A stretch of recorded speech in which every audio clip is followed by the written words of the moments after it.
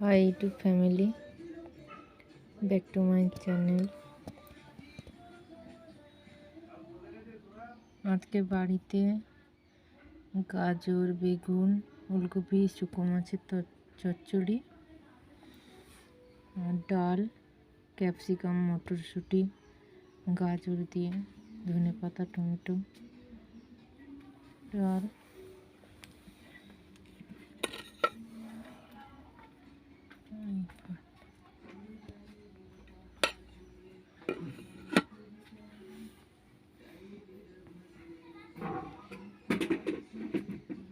কাদের শুকনো মাছের খেতে পছন্দ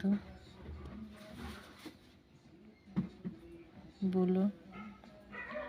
আমাদের তো খুবই ভালো লাগে।